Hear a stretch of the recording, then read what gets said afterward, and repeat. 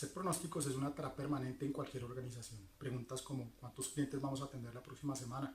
¿Cuántos productos vamos a vender el próximo mes? Se pueden ayudar a contestar utilizando técnicas y herramientas de pronóstico. En este video específicamente vamos a explicar cómo se utiliza la herramienta Previsión en Excel, cómo utilizamos y cómo analizamos sus resultados. Bien, lo primero que necesitamos es un conjunto de datos.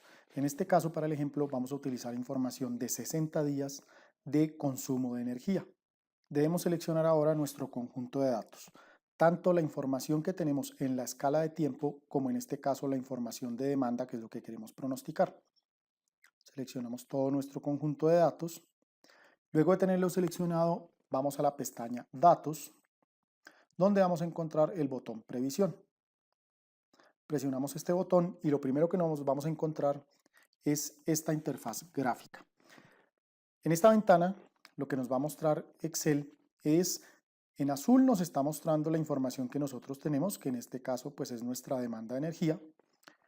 También nos muestra gráficamente, con esta línea naranja un poco más gruesa, nuestra previsión o nuestro pronóstico, el que nos está generando Excel, y con unas líneas naranja un poco más delgadas nos muestra los intervalos de confianza que él construye para el pronóstico que nos está proponiendo.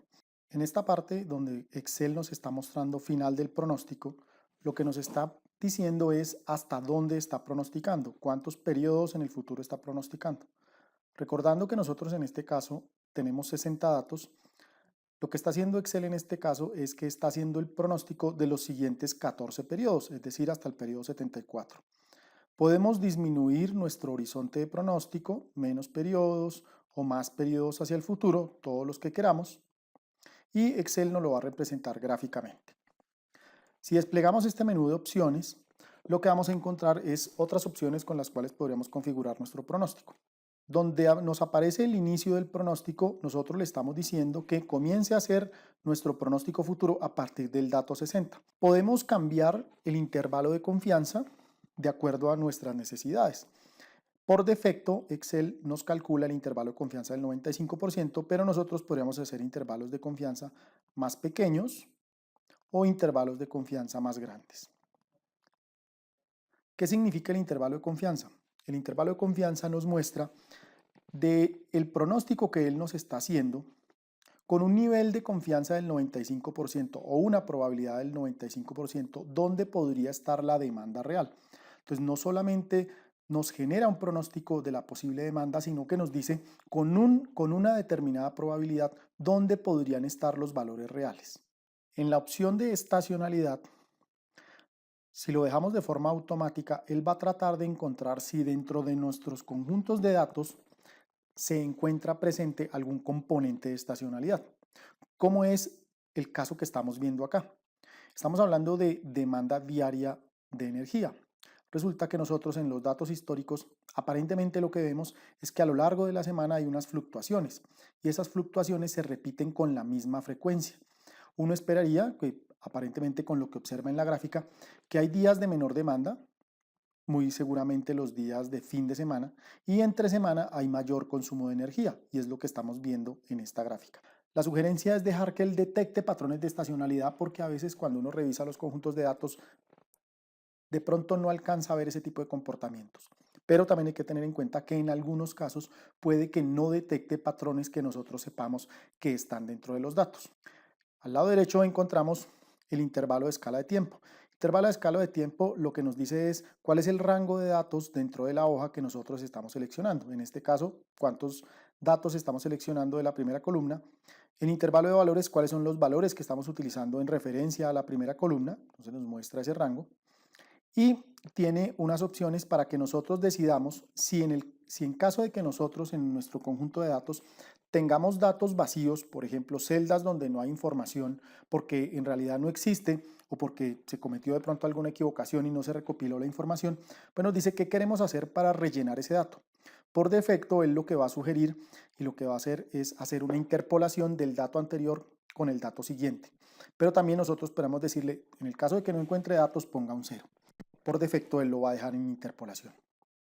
Si encuentra datos duplicados, por defecto él lo que va a hacer es promediarlos, pero también podríamos seleccionar cualquier otra opción.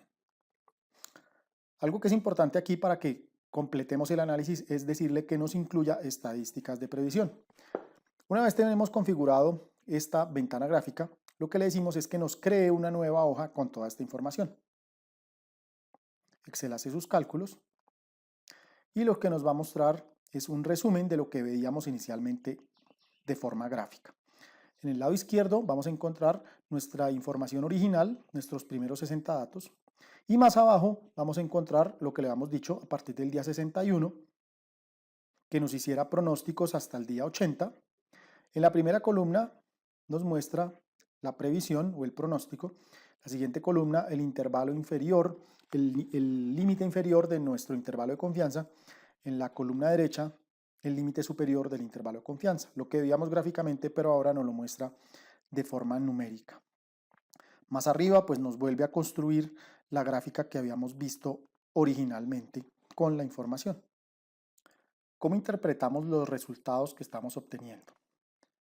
En esta tabla que aparece en la parte superior derecha de la hoja, lo que nos muestra es unas estadísticas del método que aplicó y unos indicadores de desempeño de ese método.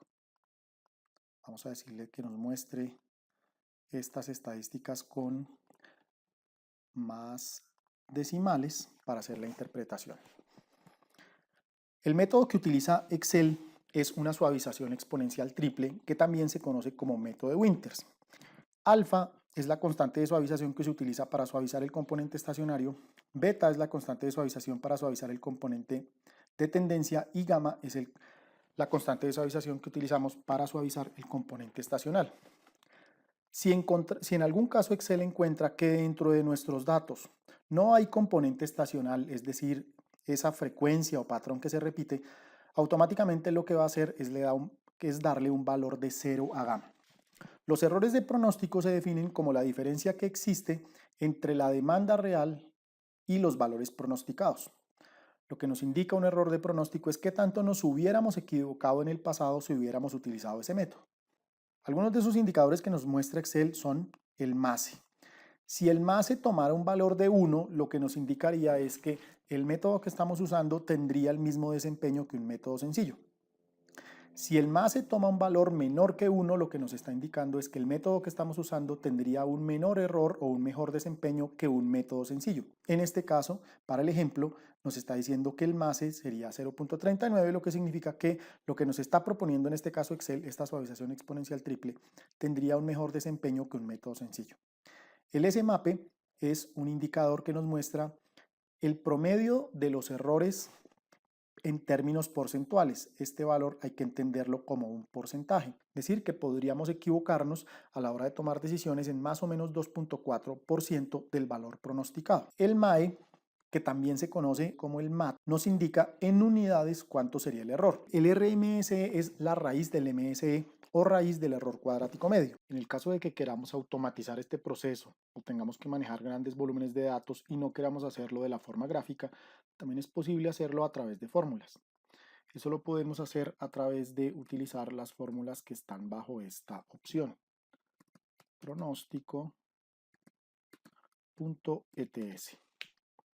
Aquí podemos ver que todos los resultados que obtuvimos a través de la hoja que creamos hace un momento se pueden lograr también con estas fórmulas. Con la primera podemos calcular el pronóstico para cualquier fecha futura. Con la segunda podemos calcular los intervalos de confianza para el nivel de confianza que nosotros definamos. Con la tercera podemos hacer un análisis de los datos que tenemos para tratar de determinar si existe o no existe estacionalidad y la longitud de la misma. Por último, con esta última fórmula podríamos encontrar las estadísticas y las constantes de suavización. Muy bien, en próximos videos hablaremos de otras técnicas y herramientas que se usan en pronósticos y en gestión de operaciones. Hasta pronto.